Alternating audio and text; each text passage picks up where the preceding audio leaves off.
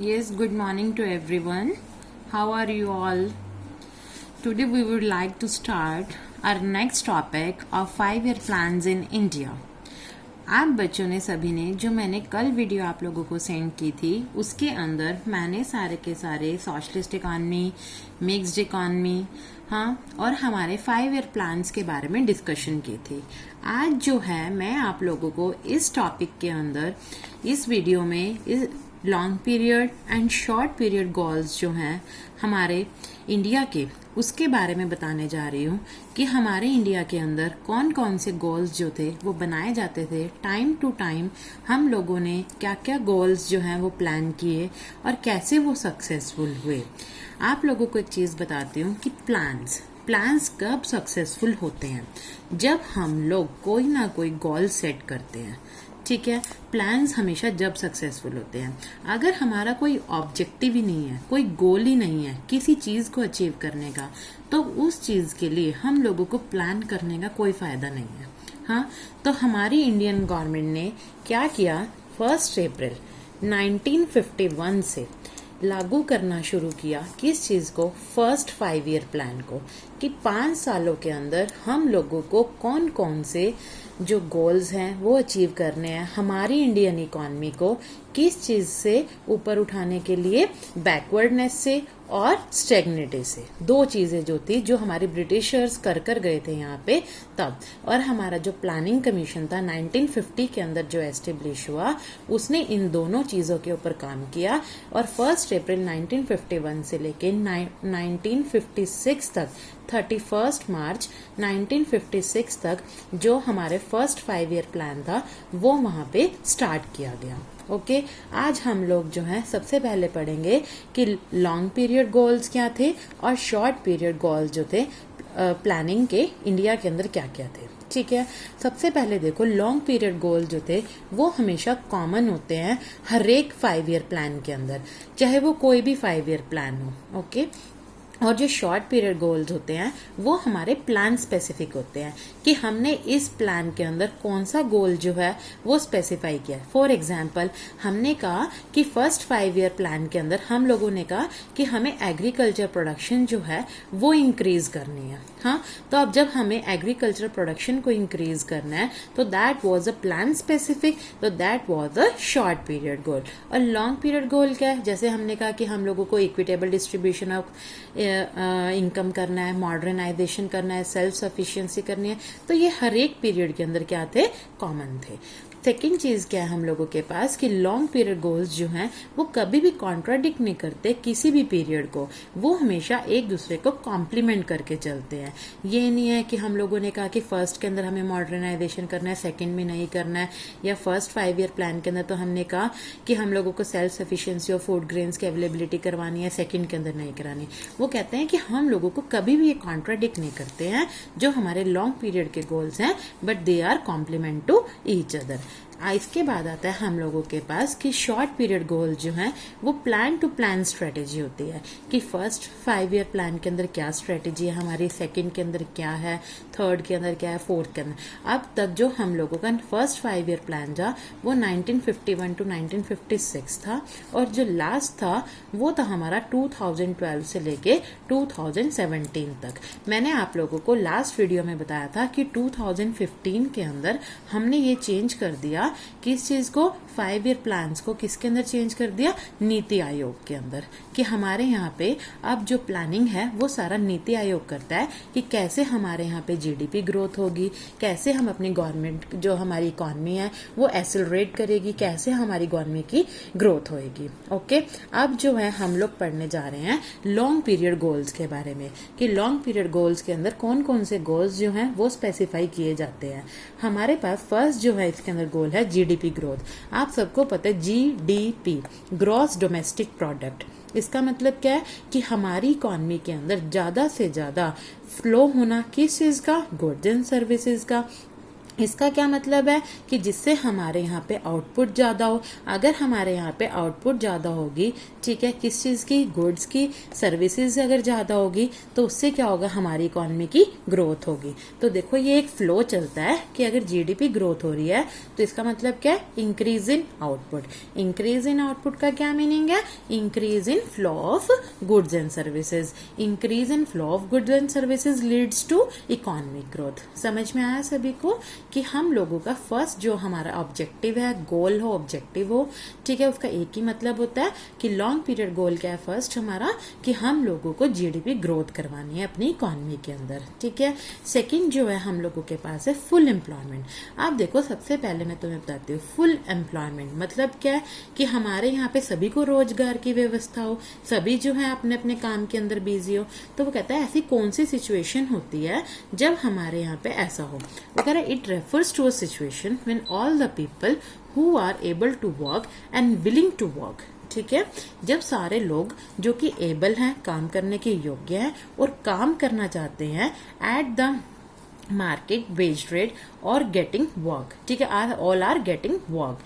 इसका मतलब क्या है कि जो मार्केट के अंदर वेज रेट मिल रहा है, माना हमने कहा आज जो हम लोगों को वेज रेट मिल रहा है दैट इज 500, ठीक है, पर डे। हाँ, तो दैट इज वेज रेट के ऊपर जो लोग काम करना चाहते हैं, हाँ, और उनको अपनी योग्यता के अकॉर्डिंग अपना काम मिल रहा है, दैट इज फुल एम्प्लॉयमेंट। हमारी इकोनॉमी के अंदर ये लॉन्ग पीरियड गोल होता है, लेकिन बहुत सारे लोग ऐसे होते हैं जो इसके ऊपर काम नहीं करते, ठीक है, तो that will not be a full employment, that will be under unemployment. Okay, इसके अंदर एक चीज और याद रखना कि जीरो अनएम्प्लॉयमेंट, कि क्या हम कहते हैं कि अगर हमारे यहाँ पे लोग काम इसके ऊपर वेज रेट के ऊपर कर रहे हैं तो हमारी इकोनॉमी के अंदर जीरो अनएम्प्लॉयमेंट होगा? नो, जीरो अनएम्प्लॉयमेंट क्या है कि कई लोग ऐसे भी होते हैं जिनको इस वेज रेट के ऊपर काम करना पसंद नहीं होता, ठीक है, तो that will come under the unemployment situations.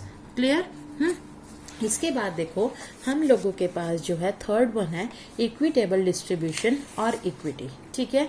Equitable distribution का मतलब क्या होता है कि हम लोग जो है इनकम का इक्वल डिस्ट्रीब्यूशन कर रहे हैं, किसके बीच में, रिच और पुअर के बीच में। लेकिन क्या ऐसा होता है कि रिच और पुअर के बीच में इक्वल टेबल डिस्ट्रीब्यूशन हो? वो कह रहा है ग्रोथ जब हम लोगों की होती है जब हम लोग जो है रिच सेक्शन से क्या करते हैं, टैक्स ज्यादा लगा देते हैं और पुअर सेक्शंस को सब्सिडीज ज्यादा प्रोवाइड करते हैं, ठीक है, जब भी हम लोगों का सोशल जस्टिस जो है वो हमारे यहाँ पे पॉसिबल है। हाँ, लेकिन हमारा इक्विटेबल डिस्ट्रीब्यूशन ऑफ इनकम हम लोगों का ये जब पर्पज सर्व नहीं होता कि rich becomes more rich and poor becomes more poor. तो कि पुअर जो है वो कंटिन्यूसली स्ट्रगल किए जा रहा है किस चीज के लिए, अपने एसेंशियल्स ऑफ लाइफ के लिए। हाँ, तो हम लोगों को क्या करना है, हमारा जो लॉन्ग पीरियड ऑब्जेक्टिव ये है कि पुअर लोग जो हैं हमें उनको भी इक्विटली रिच लोगों के बराबर लेके आना है, कि जिससे हम लोग जो अगर टैक्स देखो इसके ऊपर अगर हमने रिच लोगों पे ज्यादा लगा दिया, जो लोग ज्यादा अमीर हैं उनके ऊपर अगर हमने टैक्स जो रेट्स इंक्रीज कर दी, तो इससे क्या होगा, हम लोग जो पुअर लोगों हैं, जो गरीब लोग हैं, उनको भी फैसिलिटीज प्रोवाइड करा सकते हैं और इनको हम सब्सिडी भी दे सकते हैं, ठीक है ना। तो दैट इज क्लियर कि इक्विटेबल डिस्ट्रीब्यूशन कैसे होता है। हाँ, फोर्थ जो हमारा ऑब्जेक्टिव है वो है मॉडर्नाइजेशन। मॉडर्नाइजेशन का मतलब क्या है कि हमारे यहाँ पे अच्छी से अच्छी टेक्नोलॉजी का यूज होना, ठीक है, और जो हमारे स्कार्स रिसोर्सेज हैं उनको स्कार्स रिसोर्सेज हैं उनका यूज होना बेस्ट वे के अंदर। बेस्ट वे जो है स्कार्स रिसोर्सेज का कैसे हो सकता है, हमारे यहाँ पे अब आप लोगों को सबको पता है कि साइंस एंड टेक्नोलॉजीज है अवेलेबल, तो अगर हम उसका बेस्ट वे के अंदर यूज करें तो मॉडर्नाइजेशन वुड बी देयर। तो जिससे अगर हम लोग टेक्नोलॉजी का यूज अगर अच्छे वे में करेंगे तो इससे क्या होगा, हम लोगों की कॉस्ट ऑफ प्रोडक्शन कम हो जाएगी। तो अगर हमारी जो कॉस्ट ऑफ प्रोडक्शन है, हाँ, वो अगर कम होएगी तो इससे हमारी सप्लाई मार्केट के अंदर इंक्रीज हो जाएगी। तो मार्केट के अंदर अगर सप्लाई इंक्रीज होगी तो इससे हम लोगों की जीडीपी ग्रोथ ज्यादा होएगी, ठीक है, क्योंकि गुड्स और सर्विसेज उतने ज्यादा बनेंगे, हाँ, तो जीडीपी ग्रोथ उतनी ही ज्यादा होएगी। तो that is our fourth objective of long term period. After that our next is self sufficiency. Self sufficiency का यहाँ पे मतलब होता है फूड ग्रेन से, कि हमारे जो लोग हैं कंट्री के अंदर जितनी भी पॉपुलेशन है उन सबको अवेलेबिलिटी होनी चाहिए फूड ग्रेन्स की। अब हम लोग जो हैं खुद में सेल्फ सफिशिएंट हो, इंडियंस जो हैं, ये ना हो कि हम लोग जो है यूएसए के ऊपर डिपेंड है या चाइना के ऊपर डिपेंड है कि वहां से हमारे यहाँ पे फूड ग्रेन्स जो हैं हम लोगों को इंपोर्ट करने पड़े। तो इंडिया जो था उसका मेन मोटिव ये था कि हम लोग जो हैं वो वहां से फूड ग्रेन्स को इम्पोर्ट ना करें, हमारे यहाँ पे ज्यादा से ज्यादा सेल्फ सफिशिएंसी हो। इसीलिए जो हम लोगों का फर्स्ट 5 ईयर प्लान था उसका जो मेन मोटिव था, मेन ऑब्जेक्टिव था, वो क्या था, एग्रीकल्चर प्रोडक्शन को इतना इंक्रीज कर दिया जाए कि इंडिया के लोग जो हैं वो सेल्फ सफिशिएंट हो। ठीक है, तो ये हम लोगों का शॉर्ट पीरियड गोल भी है और हम लोगों का लॉन्ग पीरियड गोल भी है कि इंडिया के अंदर सेल्फ सफिशिएंसी हो फूड ग्रेन्स की। आप सभी को अब समझ में आया क्या मैंने तुम्हें क्या बताया कि जो हमारे कॉमन ऑब्जेक्टिव्स हैं सारे के सारे पीरियड के कौन कौन से। फर्स्ट था जीडीपी ग्रोथ, सेकंड मैंने तुम लोगों को बताया फुल एम्प्लॉयमेंट, थर्ड बताया equitable distribution of income, fourth बताया modernisation and fifth is your self sufficiency. Clear to everyone? Now next is your short period goals. कि short period goals क्या? Short period goals क्या होते हैं? Short period goals क्या मतलब होता है कि जो अब तक हमारे सारे के सारे 11 प्लान्स बन चुके हैं, उसके जो अब तक हमारे कितने प्लान्स बन चुके हैं, 12 5 इयर्स प्लान्स जो हैं वो हमारे कंप्लीट हो चुके हैं। हाँ, तो इनके अंदर हमारा पर्टिकुलर जो मेन ऑब्जेक्टिव था वो क्या क्या था। ठीक है, अभी मैं आप लोगों को एक पीडीएफ फाइल भी भेजूंगी, उसके अंदर कंप्लीट जो आप लोगों को डिस्क्रिप्शन दिया होएगा किस चीज का, 12 के 12 5 ईयर प्लान्स का। फर्स्ट हमारा जो फर्स्ट 5 ईयर प्लान था, ठीक है, जो 1951 टू 1956 था। हाँ, तो उसके अंदर क्या था, agricultural production. Okay, agricultural production के अंदर हम लोगों को करना है कि हमारा मेन मोटिव क्या था फर्स्ट 5 ईयर प्लान का, कि एग्रीकल्चर प्रोडक्शन ज्यादा से ज्यादा, ये हमारा प्रिंसिपल ऑब्जेक्टिव था। सेकेंड 5 ईयर प्लान का क्या था, इंडस्ट्रियल। क्या था सेकेंड 5 ईयर प्लान का हम लोगों का, इंडस्ट्रियल प्रोडक्शन हमारी ज्यादा से ज्यादा हो। थर्ड 5 ईयर प्लान का जो था वो हमारा क्या था कि प्राइस स्टेबिलिटी भी हो और सेल्फ सफिशिएंसी हो। ठीक है, किस चीज के अंदर, फूड ग्रेन्स के अंदर। आप लोगों को ये पर्टिकुलरली हर एक 5 ईयर प्लान का पता होना चाहिए, self sufficiency in food grain. And fourth का क्या था सॉरी, प्राइस स्टेबिलिटी। ठीक है, and fuller utilisation of man power. क्या था हम लोगों का fourth, price stability and fuller utilisation of man power का। फिफ्थ एंड सिक्स का हम लोगों का कॉमन ऑब्जेक्टिव था, that was elevation of poverty. Elevate करना मतलब कि पावर्टी को खत्म करना।